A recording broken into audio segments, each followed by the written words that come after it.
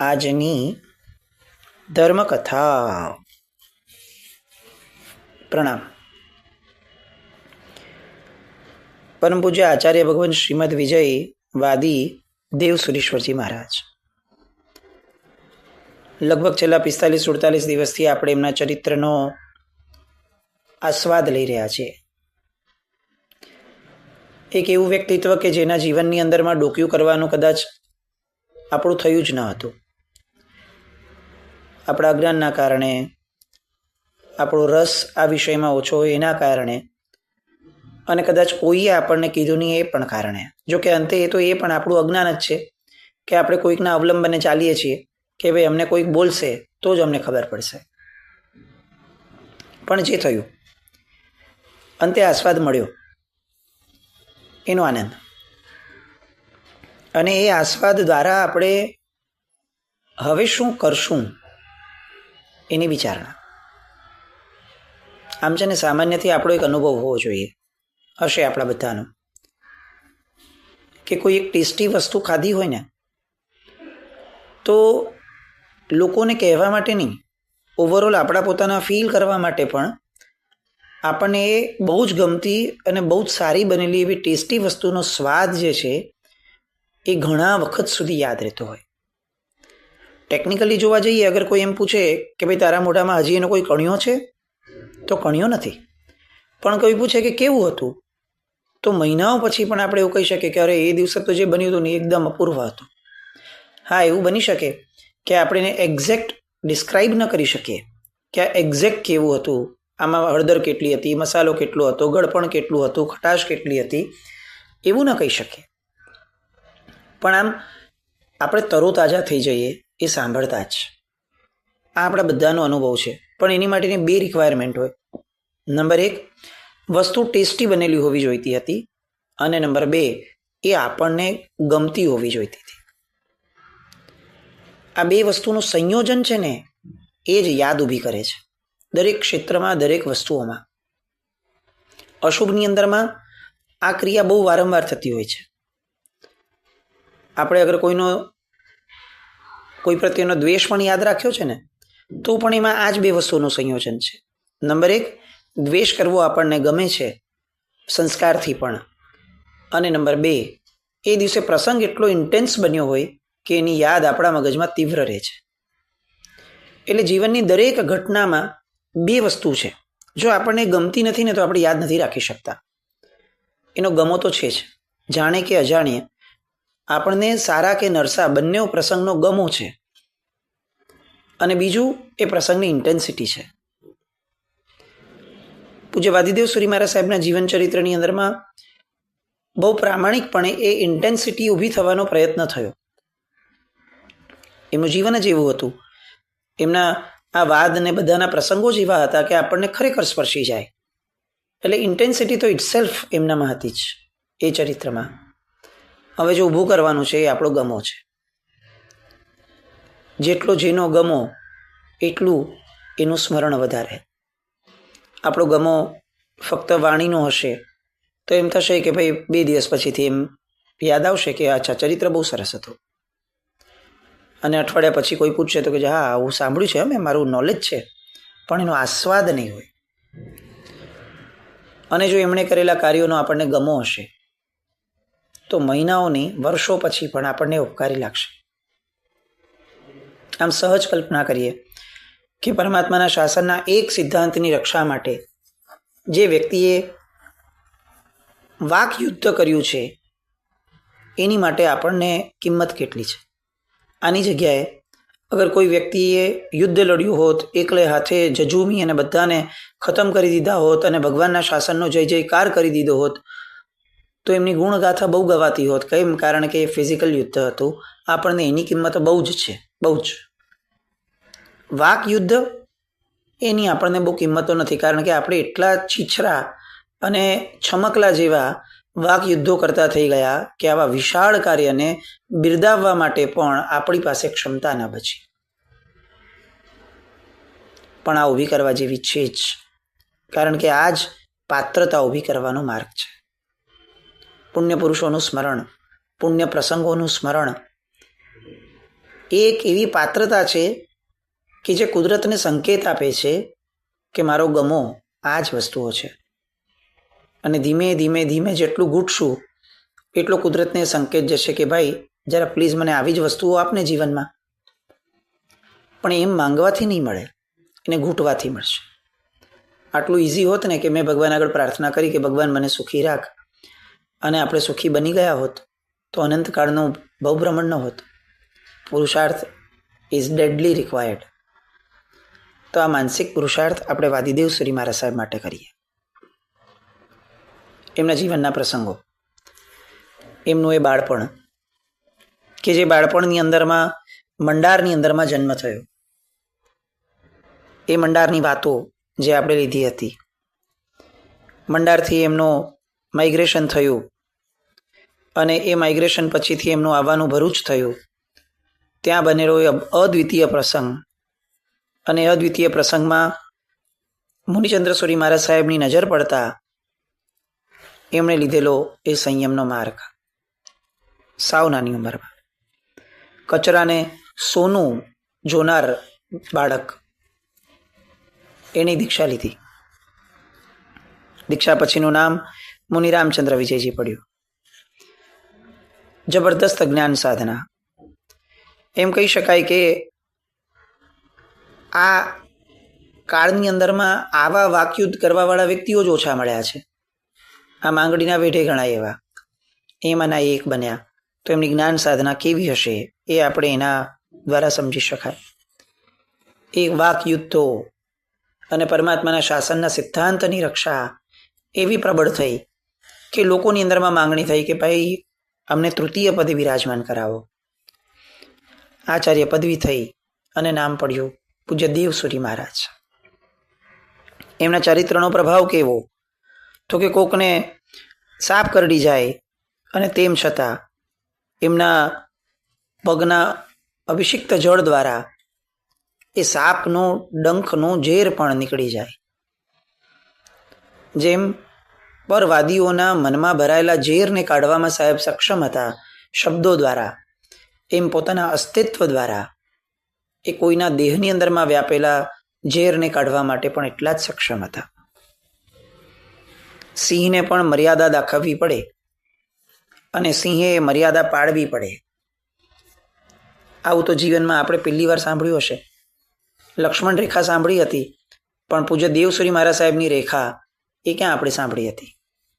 લક્ષ્મણ રેખા આપણને યાદ છે હંમેશા કે ભાઈ એક લક્ષ્મણ રેખાની બહાર ઓળંગવું નહીં, એવું આપણે સાંભળ્યું છે. પણ દેવસુરી મહારાજ સાહેબે બનાવેલી આલેખેલી રેખા, એને ઓળંગવાની તાકાત તો હિંસક એવા સિંહની પણ ન હતી. આવું આપણે ક્યાં યાદ રાખ્યું છે? પણ સાહેબ આવું જીવ્યા. દેવસુરી મહારાજ દ્વારા અંકિત કરાયેલી રેખા, એને ઓળંગવાની તાકાત સિંહની પણ ન રહી. એમના જીવનમાં કરેલા એમના દ્વારા થયેલા પ્રભાવક કાર્યો,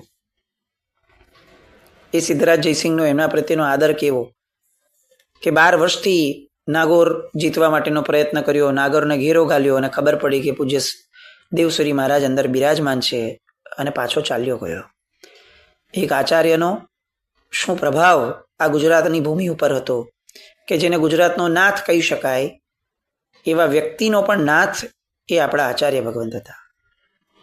એ ગરિમા સિમંદર સ્વામી ભગવાન પાસેથી જ્યારે જવાબ આવ્યો કે ભાઈ યુગ પ્રધાન તુલ્ય જેમનું પુણ્ય છે એ આ દેવસુરી મહારાજ, અને એમના દ્વારા એ પ્રતિષ્ઠા થઈ. અંબિકા દેવીનો સંકેત કે જેના કારણે પોતે પોતાના ગુરુ ભગવંતને નિર્યામણા કરવા માટે પાછા ફર્યા, નિર્યામણા કરાવી.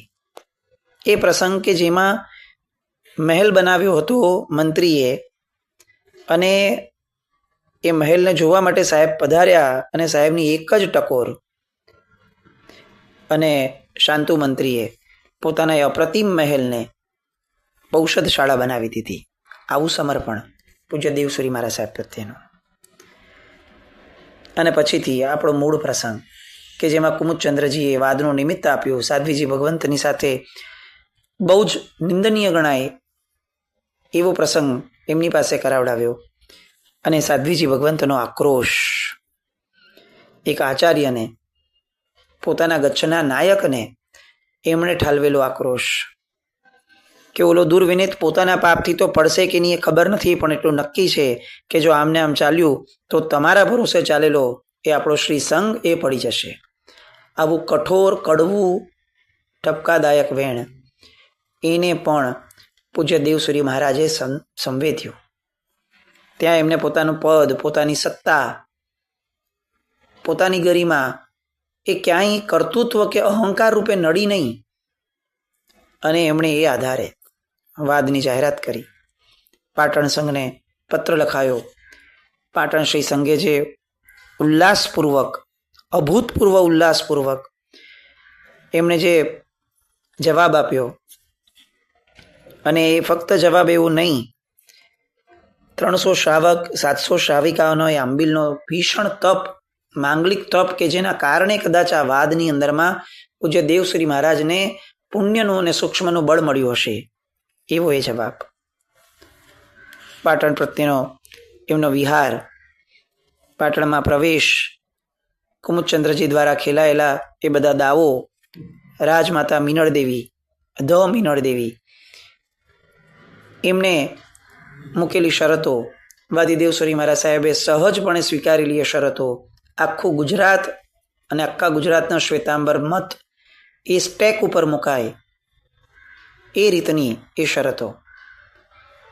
પૂજ્ય કલિકાલ સર્વજ્ઞ હેમચંદ્રાચાર્યજી, એમની એ નિર્દોષતા, એમની એ લઘુતા અને મીનળદેવીનો પોતાના પક્ષ માટેનો આગ્રહ જતો થવો, એ વાળો પ્રસંગ. રાજસભામાં વાદનો પ્રારંભ થવો. વિક્રમ સંવત 1181 વૈશાખ સુદ પૂર્ણિમા, એ વિજયવંતો દિવસ કે જે દિવસે વાદની અંદરમાં વિજય થયો શ્વેતાંબર પક્ષનો. અને એ વિજયની અંદરમાં સ્ત્રી મુક્તિ, 3 મુખ્ય વાતો. સ્ત્રીની મુક્તિ એ સ્ત્રીપણામાં શક્ય નથી, એ એક વાત. વસ્ત્રધારી કોઈ પણ વ્યક્તિ તે ભવની અંદરમાં મોક્ષે ન જઈ શકે, બીજી વાત. અને કેવળ જ્ઞાની ક્યારે પણ ભોજન ન લઈ શકે, આ ત્રીજી વાત. આ ત્રણેય મતનું ખંડન વેધક રીતે, સ્પષ્ટ રીતે અને સામાન્ય નિરુત્તર કરી દે એ રીતે આ ત્રણેય મતોનું સાહેબે જે ખંડન કર્યું, એની કેટલીક વાતો મોપાધ્યાય મહાત્મા દ્વારા, યશો વિજયજી મહારાજ સાહેબ દ્વારા રચાયેલા ગ્રંથના આધારે આપણે બાકીની 2 વાતોની પણ સાક્ષી જોઈ કે કેવલી ભુક્તિ પણ શક્ય છે અને સવસ્ત્રધારીનો મોક્ષ પણ શક્ય છે. સ્ત્રી મુક્તિની પણ કેટલીક વાતો વર્તમાનના પરિપ્રેક્ષમાં પણ આપણે જોઈ. છેલ્લે કોટા કોટી અને કોટી કોટી એ શબ્દો ઉપર અટકાયેલું આખું ને આખું ભવિષ્ય, અને એમાં પૂજ્ય વાદીદેવશ્રી મહારાજ સાહેબની એ મુમેન્ટની એ મતિજ્ઞાનનો એવો ક્ષયોપશમ કે ઉત્પાતિકી બુદ્ધિએ એમને એક વ્યાકરણના ભેદ દ્વારા આ વાત પણ શક્ય છે એવું એમને નિષ્પન્ન કર્યું, અને અંતે શ્વેતાંબર પક્ષ એનો વિજય થયો. દિગંબરાચાર્યની હાર, પણ માનભેર એમને વિદાય આપવાની શરત પૂજ્ય વાદીદેવશ્રી મહારાજ સાહેબ દ્વારા. શ્વેતાંબર સંઘનો એ વિજયોત્સવ, એ થાહડ શ્રાવક કે જેને આખીને આખી વિજય યાત્રાની અંદરમાં લાખો સુવર્ણ મુદ્રાઓ, 3 લાખ સુવર્ણ મુદ્રાઓ એ ભગવાનના શાસનને ધરી દીધી, એની અદ્ભુત વાતો. રાજા દ્વારા પૂજ્યશ્રીને વાદીનું બિરુદ, અને જ્યારે એમની પર એમ સમર્પણ થયું અહોભાવપૂર્વકનો, ત્યારે એને સ્વીકારવાની જે સ્પષ્ટ ના સાહેબે પાડી. અને એ સમયે આવા ઉત્તમ પ્રસંગે પણ એમણે જે પોતાની લઘુતા જાહેર કરી, એ લઘુતાની વાતો, સિદ્ધરાજ જયસિંહ ઉપર એમની પડેલી છાપની વાતો, ગુજરાત એ જૈન શાસનમય શ્વેતાંબર પક્ષમય બન્યું, એ બધી વાતો. આ પ્રસંગ પછીથી નિર્માણ થયેલા જિનાલય અને જિનાલયના આધાર ઉપર આરાસણનો મંત્રી, એના દ્વારા એને મળેલો ટોણો, અને એ ટોણાના આધાર ઉપર થયેલું એક નિર્માણ જિનાલયનું, એ જિનાલયની વાતો, એ કુંભારિયાજીનું જિનાલય. અને અંતે પૂજ્યશ્રી દ્વારા થયેલી પ્રતિબોધ શક્તિ, હજારો, 75,000, 35,000 અજૈન પરિવાર, એમને જે જૈન બનાવ્યા એની વાતો, અને પછીથી એમના ગુરુભાઈ અને એમના દ્વારા થયેલી જીરાવલા તીર્થ, એ બધાની પ્રતિષ્ઠાની અજીતદેવ સુરી મહારાજ સાહેબની વાતો. અને એક આપણે વાત કરી કે 4 ગચ્છોની ઉત્પત્તિ એ પૂજ્ય અજીતદેવ સુરી મહારાજ સાહેબની હાજરીમાં થયેલી હતી. મુનિચંદ્ર સુરી મહારાજ સાહેબ અને અજીતદેવ સુરી મહારાજ સાહેબની હાજરીમાં ખડતર ગચ્છ, અચલ ગચ્છ, શાર્દ પૂનમ્યા ગચ્છ અને આગમિક ગચ્છ, આ બધાની ઉત્પત્તિનો કાળ આપણે જોયો. વર્ધમાન સ્વામી ભગવાનના અસ્તિત્વના સમયથી નહીં, એના ઘણા વર્ષો પછી, સેંકડો વર્ષો પછીથી આ બધા ગચ્છોની ઉત્પત્તિ થઈ છે.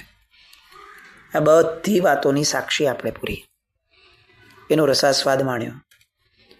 અને અંતે વિક્રમ સંવત 1199 માં સિદ્ધરાજ જયસિંહનો સ્વર્ગવાસ અને વિક્રમ સંવત 1226 શ્રાવણ વદ 7મે 83 વર્ષના પોતાના આયુષ્યને સહજ રીતે સમાધિપૂર્વક પૂર્ણ કરીને પૂજ્યશ્રીની થયેલી વિદાય.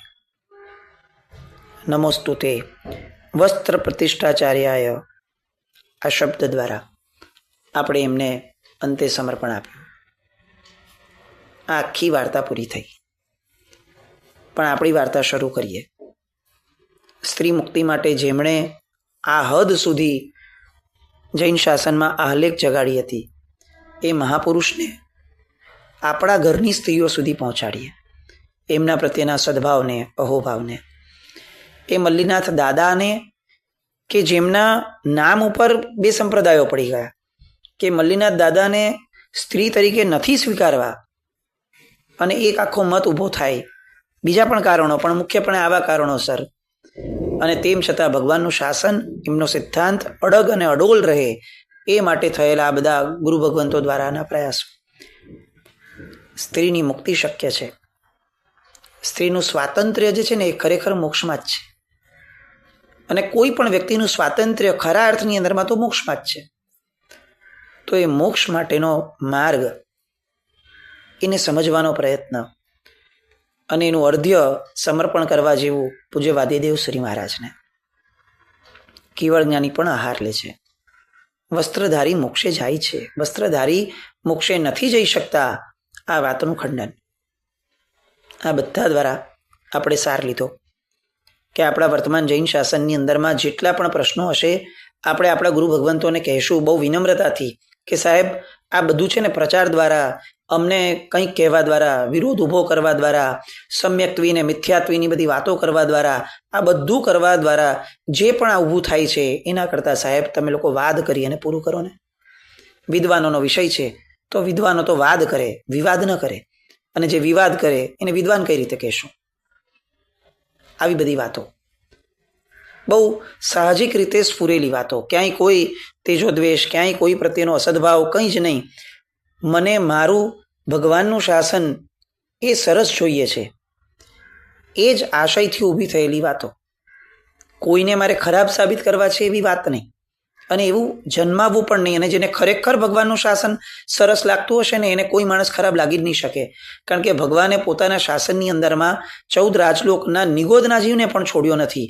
તો આપણે કોઈ પક્ષના કે કોઈ તિથિના કે કોઈ મતના જીવને છોડી દેશું તો આપણામાંથી ભગવાનનું શાસન છૂટી જશે. એ વાતની સમજણની વાતો, બધી ગંભીરતાવાળી વાતો, બસ એને સંવેદીએ અને જીવનમાં અપ્લાય કરીએ.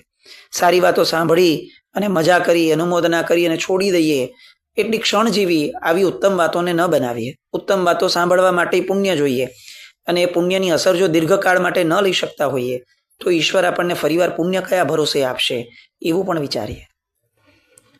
બસ આ આખી વાતની અંદરમાં પૂજ્ય વાદીદેવ સુરી મહારાજ, એમને ક્યાંય પણ અંશાત્મક રીતે પણ, અપ્રામાણિકતાથી પણ, ક્યાંય પણ કોઈ પણ પ્રકારનો અન્યાય એ પાત્ર લેવામાં થયો હોય, એમનાથી વિરુદ્ધ, એમનાથી ભિન્ન કોઈ પણ પ્રકારની વાતો એ અહીંયાથી લેવાઈ હોય, અથવા આપણા કોઈના મનમાં પણ જન્મી હોય, તો એ માટે એ ઉત્તમ તત્વને આપણે ક્ષમાપના યાચીએ અને એમને પ્રાર્થના કરીએ કે તમારા પુણ્ય સામ્રાજ્ય દ્વારા અમારા કોઈના પણ જીવનની અંદરમાં આજ પછીથી વિવાદ ન રહે, અને કદાચ વિવાદ ઊભો થાય તો વાદ દ્વારા શમી જાય.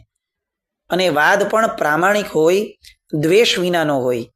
એ કુમુદચંદ્રજીને માનભેર વિદાય આપનારા વાદીદેવ સુરી મહારાજ સાહેબનું મન એ પવિત્ર મન આપણને મળે. વિરોધીનો પણ, શત્રુનો પણ સત્કાર કેવો હોય, શત્રુ પ્રત્યે પણ આદર કેવું હોય, અને આદર હોવા છતાં સિદ્ધાંત માટેની લડત કેવી હોય. આ વ્યવહાર નિશ્ચયનો સમન્વય એ આપણા જીવનમાં પ્રગટે. બસ આવું કંઈક પૂજ્ય વાદીદેવ સુરી મહારાજ સાહેબના કૃપાબળ દ્વારા આપણે પામીએ.